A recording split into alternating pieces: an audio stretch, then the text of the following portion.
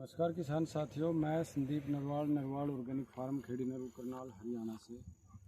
किसान साथियों, हमारा जो खेती का तरीका है वो भी खेत में कम से कम पैसा खर्च करना, कम से कम लेबर लगे और ज़्यादा से ज़्यादा उसमें हमारे को आउटपुट मिले, प्रोडक्शन मिले।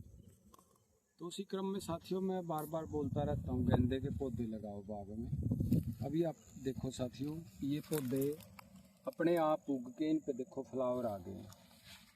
जो पौधे हमने एक बार 5 पौधे मैंने इस बाग में ला के लगाए थे अलग अलग जगह पे, तो अब इनका पूरा जंगल बन जाता है। देखो ये यहाँ पे जगह जगह पौधे उग रहे हैं। और देखो साथियों, जो ये यहाँ पे पौधे का पूरा जंगल था उससे देखो कितना ये गड़ के यहाँ पे मल्चिंग का भी काम करता है। ये खाद ही तो देता है साथियों।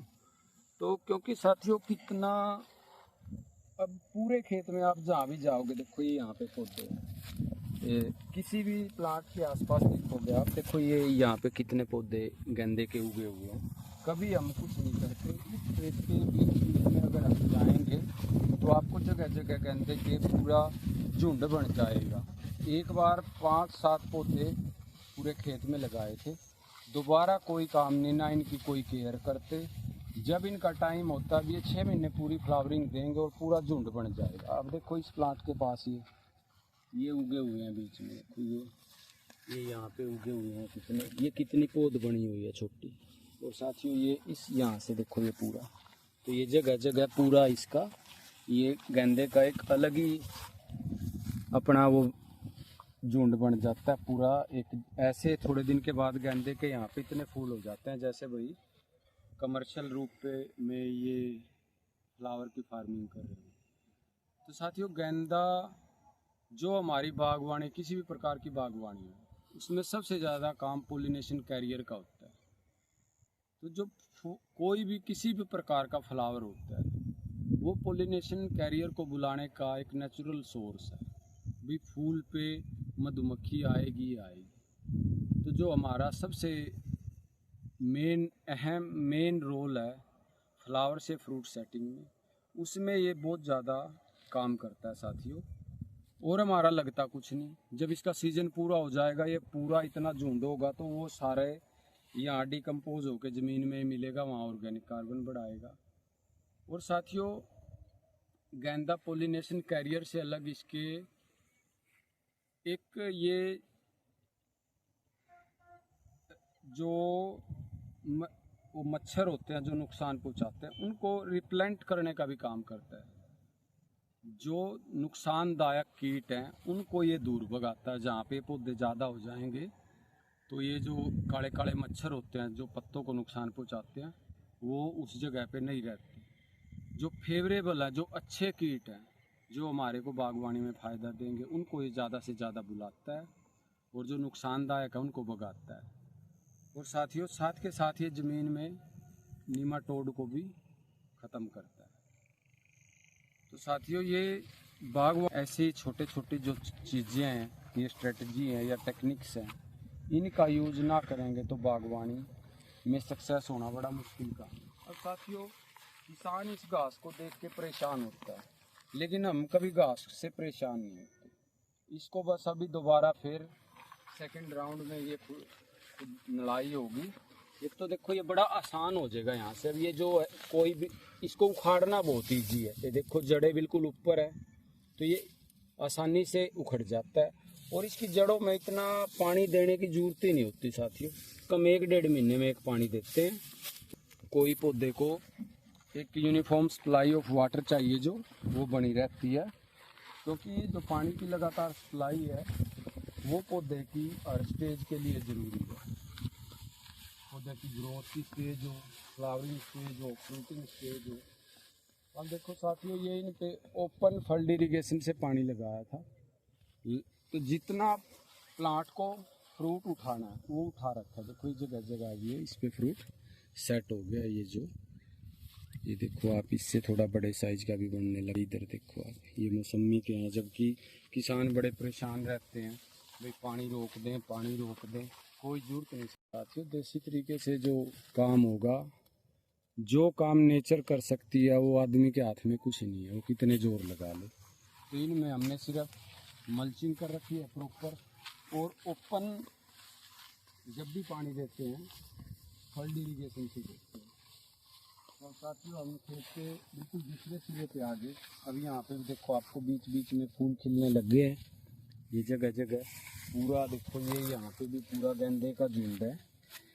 और ये देखो ये पहले वाले हैं, ये जो पहले वाले थे तो ये यहीं पे सूख जाएंगे, और इसका जो बीज ज़मीन के अंदर गिर जाता है, जब उसका टाइम आता है तो वो अपने आप ग्रो हो जाता है। अब साथियों ये हमारा सेकंड राउंड का काम चल रहा है कबाड़ निकालने का। अब देखो इस एक प्लांट के नीचे कम से कम एक बूगी घास की होगी, तो ये गड़ के कितना, अब देखो साथियों बाहर नमी नहीं दिखती और अंदर बिल्कुल गिल्ला। और एक मैं आपको बताता हूँ, जो अलग अलग कबाड़ है जिनको हम हमारी भाषा में कबाड़ कहते हैं, हर कबाड़ की अपनी न्यूट्रिशन वैल्यू है। किसी के अंदर कैल्शियम है, किसी के अंदर पोटेशियम है, किसी के अंदर मैग्नीशियम है। तो जब हम किसी भी कबाड़ को उखाड़ के यहाँ डालते हैं, अब ये इस कबाड़ के देखो ये जो बीज है, ये यहाँ पे ये बीज भी डिकम्पोज हो। तो साथियों जब ये बीज देखो, ये दूसरी तरह का कबाड़ है, ये इसके बीज हैं, ये यहाँ पे इसके अंदर इसकी जड़ों के आसपास ये डिकम्पोज होंगे, तो जो इनके अंदर न्यूट्रिएंट है, कुछ ना कुछ हर कबाड़ के अंदर न्यूट्रिएंट है, तो वो न्यूट्रिएंट भी इस प्लांट को मिलेगा साथियों। क्योंकि जैसे देसी बथुआ होते हो, जंगली बथुआ जिसको बोलते हैं, उसमें कैल्शियम बहुत होता है, तो वो सारा सोर्स उस कबाड़ में जो भी न्यूट्रिएंट का सोर्स है वो उस प्लांट को डायरेक्ट सप्लाई होती है। तो काफ़ी कुछ हद तक हमारे प्लांट के न्यूट्रिएंट भी वो बैलेंस करके रखते हैं।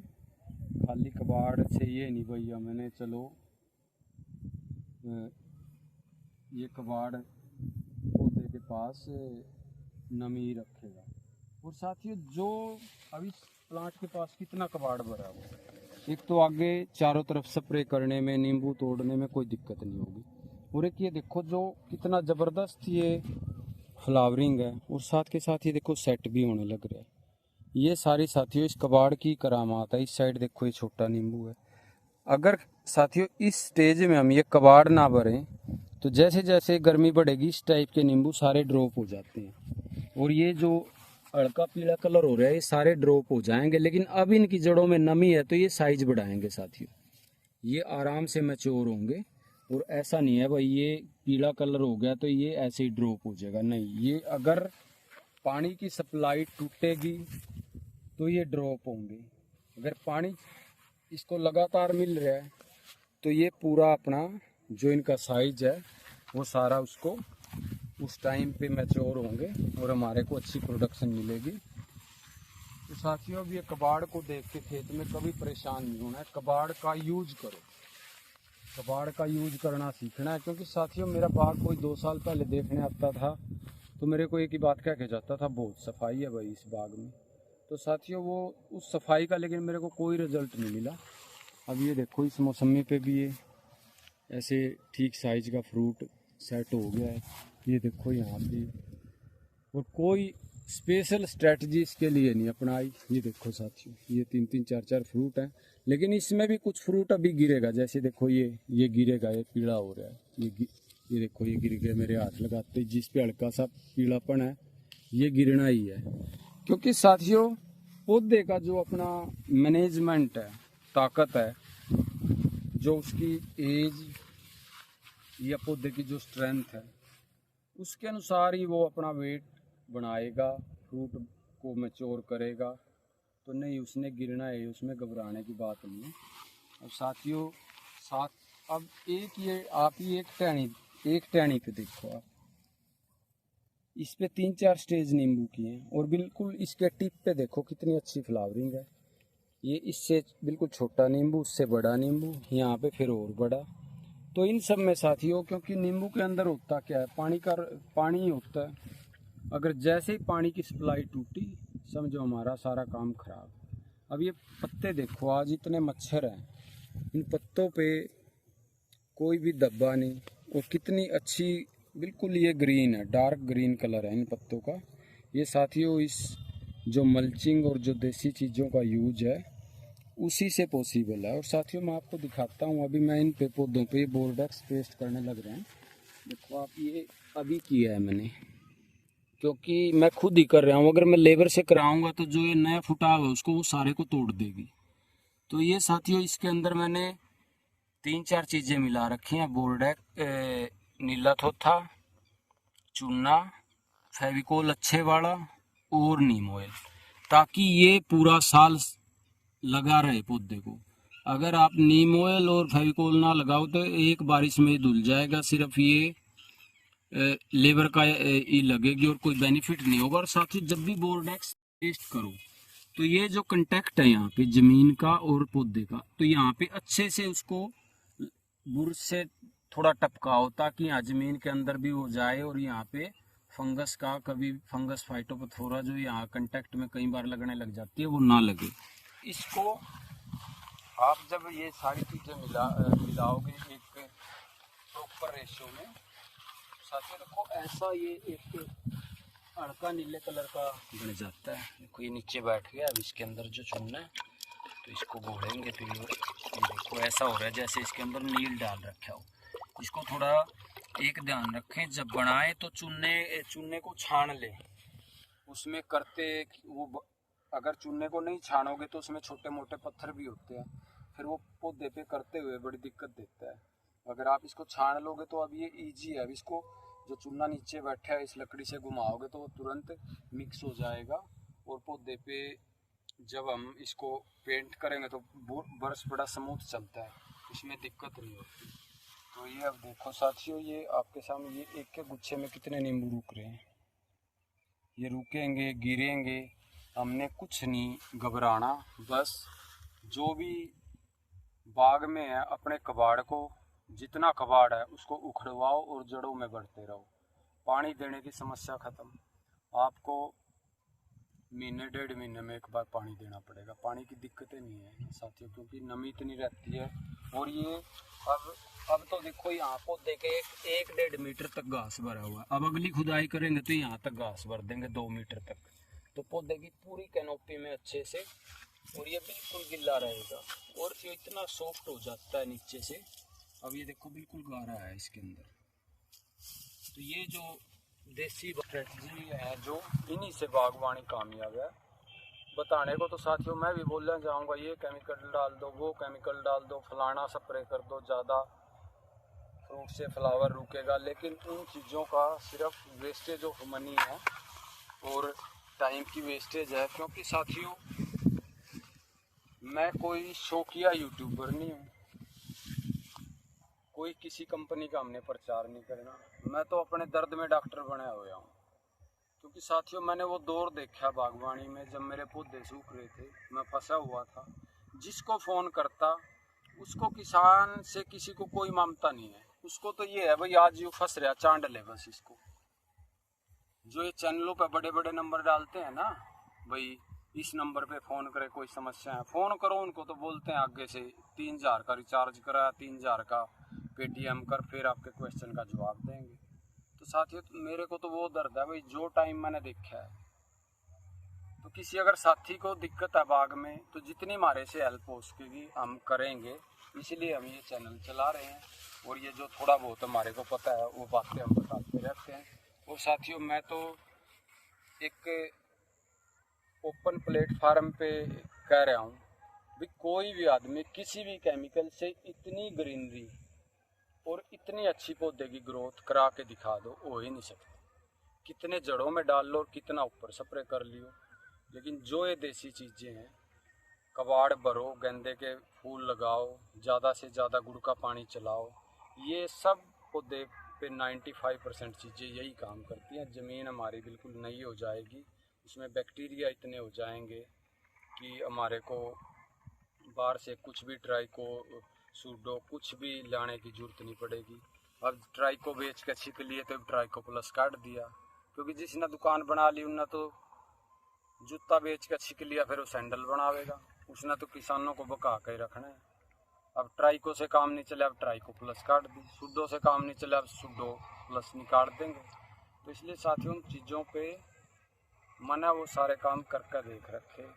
उस काम का, उस स्ट्रेटजी का क्या फ़ायदा होया? कोई आदमी आप पे 1 लाख रुपए की दवाई करवा कर फिर कहता किसी बाग को उखाड़ दो, तो क्या फ़ायदा होया? फिर कहाँ उसकी दवाइयों में दम है, कहाँ उसकी टेक्निक्स में दम है? तो यहाँ तो साथियों लगना ही कुछ नहीं। अगर एक बार हम गोबर का खाद खेत में एक बार डलवाएं पूरे 1 एकड़ में, तो खाद समेत और लेबर में 20-25 हज़ार रुपये लग जाएंगे। अगर हम खाली एक कबाड़ खुदवा कर डलवाएंगे तो पूरे एकड़ में 5-1 हज़ार रुपये की लेबर लगती नहीं, और साल में 2-3 बार ये काम कर लो। तो एक तो घास नहीं होने का, क्योंकि जब इसकी जड़ों में हम पूरा भर के रखेंगे तो घास उगता ही नहीं, फिर वहाँ पे सिला सा उगता ही नहीं। और ये सारा जो इनका बीज है ये डिकम्पोज, देखो इस कितने से में कितना बीज है, ये सारे बीज में कुछ ना कुछ न्यूट्रिशन वैल्यू है इसकी। तो ये सारा इसके यहीं डिकम्पोज होके गलेगा, पौधे की जड़ों में जाएगा। और जिस पौधे की जड़ों के चारों तरफ साथियों घास का ढेर है, तो उसमें जो फीडिंग रूट्स हैं, वाइट रूट्स, उनकी ग्रोथ बहुत ज़्यादा होती है, क्योंकि मिट्टी सॉफ्ट होती है यहाँ पे और उसको लगातार पानी मिलता है। तो वाइट रूट्स की ग्रोथ के लिए यही चीज़ ज़रूरी है, यूनिफॉर्म सप्लाई ऑफ वाटर, वो उसको मिलती रहेगी। तो इस बात को कई किसान, मैं ज़्यादा वीडियो में जदाम सल्फर का जिक्र करता हूँ तो कई किसानों को तो मजाक लगता है, भाई इसका नाम जदाम सल्फर रख दो। मेरा नाम रखे तो कोई फ़र्क नहीं पड़ता। जो सच्चाई है मैंने तो वो सच्चाई बोलनी है। किसी साथी को अच्छी लगती है उसको यूज़ करो, नहीं छोड़ दो, केमिकलों पर लगाए जाओ। क्योंकि 5 से 10 हज़ार की ड्रिंचिंग एक बार होती है, और ये ग्रीनरी वो ला नहीं सकता, क्योंकि ये वो बाग है जो 2 साल पहले पूरा सूखा हुआ था। और साथियों ये पौधा मैंने पहले भी दिखाया है, इस पौधे की आप ग्रीनरी देखो, इसके 1 फीट के 1 से 1.5 फीट में इसके यहाँ नीचे कोई छाल नाम की चीज़ नहीं थी। आज देखो अभी 1 इंच के नीचे से तो पूरा मिल गया, यहाँ पे 1 इंच स्पेस है, ये पूरा चारों तरफ से मिलता आ गया। जबकि किसी केमिकल पे ये नहीं था, पूरा प्लांट सूखा हुआ था, और यहाँ से ये पूरी छाल नीचे तक खोद रखा था मैंने, इस पे छाल नाम की कोई चीज़ नहीं थी। अब आपके सामने देखो ये छाल मिल गई है नीचे से, तो पूरी यहाँ थोड़ा सा स्पेस रह रहा है, अब ये मिल जाएगी। अमेजिंग रिजल्ट है साथियों। जदाम सल्फर बनाओ, जदाम सल्फर का एडवांस वर्जन बनाओ, उसका यूज करो। अरेंज हो, उसके नीम ऑयल कहीं से मिल जाए या अपना निमोलिया का खुद बना लो उसको। तो देसी चीज़ों के बगैर बागवानी अगर कोई साथी करना चाहता है या कोई उसको बका रहा है तो वो एक वहम में जी रहे हैं। क्योंकि बाग लगाने से और बाग चलाने में बड़ा दिन रात का अंतर है साथियों। क्योंकि किसान साथी तो ऐसी बोली बोली बातें करते हैं। मेरे को किसी का फ़ोन आया था, भाई मैंने बेर और नींबू लगा रखे, मैं बेर निकलवा रहा हूँ बीज से। माँ भाई क्या बात होगी? उनका जी 2 फ्रूट एक साथ लगा दे तो एक पे फल नहीं आता। तो ये बात कहीं, मैंने तो 3-4 फ्रूट इकट्ठे लगा रखे, सब पे टॉप का फ्रूट आ रहा है। तो कोई कौन कहता था जी यूट्यूब पे कह रहा, यूट्यूब पे तो कोई कुछ होकर देगा यार, अपना दिमाग भी यूज करो। किसी चीज़ को, जब कोई चीज़ आप अपने घर में बना के चला रहे हो तो उस चीज़ में दम है, आपको कोई डिब्बा बंद चीज़ नहीं दे रहा है। तो जो चीज़ आप अपने घर बना के चला सकते हो उसमें बहुत दम होता है। तो साथियों थोड़ा सा सब्र रख के, किसी भी साथी का बाग है इस कबाड़ विधि पे, इन पे 6 महीने चला के देखो, आपको ज़मीन आसमान का फ़र्क नज़र आएगा और 100% कामयाब होगे। धन्यवाद।